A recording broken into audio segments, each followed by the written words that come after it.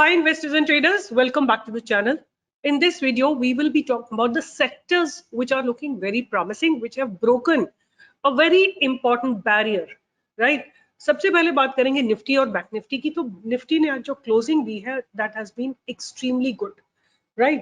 अगर आप निफ्टी की क्लोजिंग को आज देखते हैं तो निफ्टी ने अपने पास बैरियर को ब्रेक करा है और एक शानदार क्लोजिंग दी है। जो 18,558.9 का जो बैरियर था बैंक निफ्टी का जो इसने 15 मई को क्रिएट किया था, that has been broken very nicely today.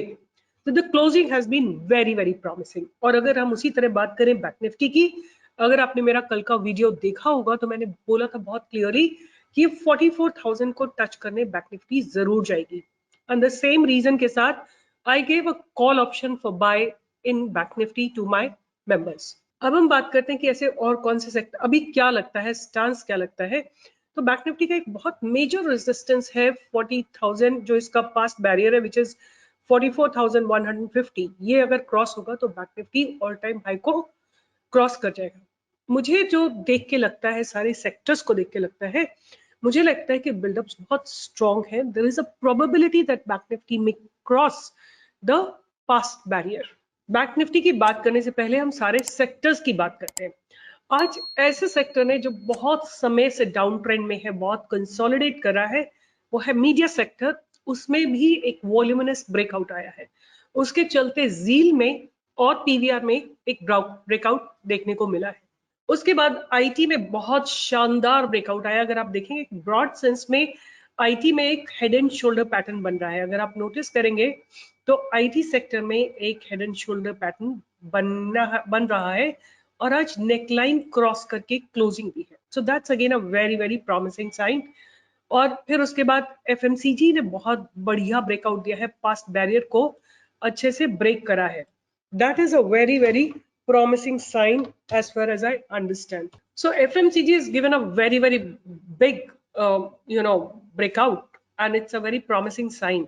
Reality is yet to give a breakout and closing above 482. Nifty reality, if it closes above 482, it'll be a definite sign of an up move. आप देखिए यहाँ से, अगर this is a barrier, right? 483 is a barrier, अभी 472 पे है।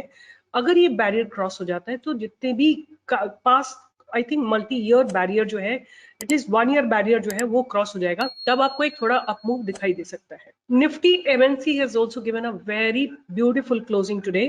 PSU bank again गिरते थोड़ा रुके हैं and there is a positive build-up that you can see. Pharma has given a good recovery today. Metal, I always believe whenever metal is doing good, market will not be there for shorting.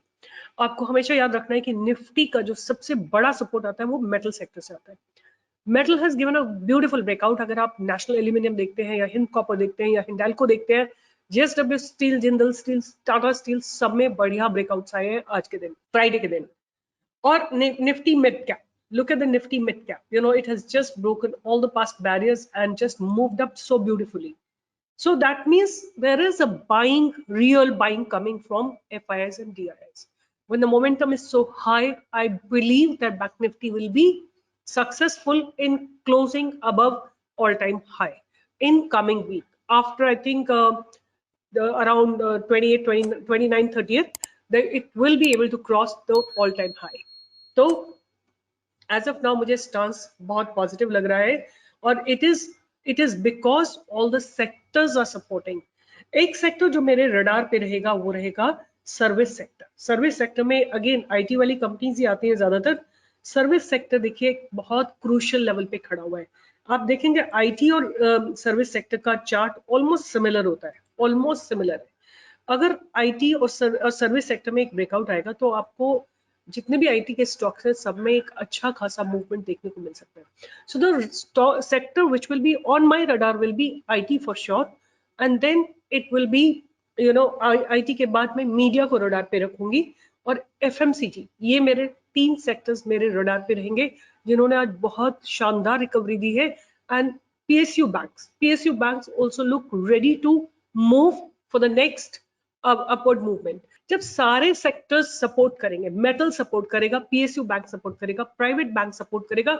आज bank Nifty को private banks ने support नहीं किया, HDFC bank ने support नहीं किया, IndusInd bank ने support किया। अगर पीएसयू बैंक्स एंड सारे बैंक सपोर्ट करेंगे तो मुझे लगता है आने वाले हफ्ते में, which is starting from 29th onwards, 29th May onwards, I think Bank Nifty will be able to close above lifetime high. So just be ready, brace yourself, tie up your seat belts.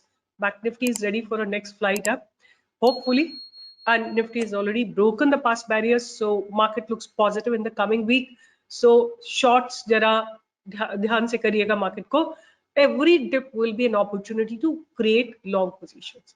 So with this I'll be signing off, and मेरे radar पे जो रहेगा IT sector रहेगा, FMCG रहेगा और banking sector, ये तीन sectors मेरे रडार पे रहेंगे, hoping for good breakouts. And आज इन्फो एज नौकरी ने बहुत बढ़िया ब्रेकआउट दिया था, आई थिंक उसके रिजल्ट्स आए थे, beautiful breakout had come and a huge movement happened in the option chain. With this I'll be signing off. Stay tuned for everyday live trading from 10 to 11. All the best, see you in the next video.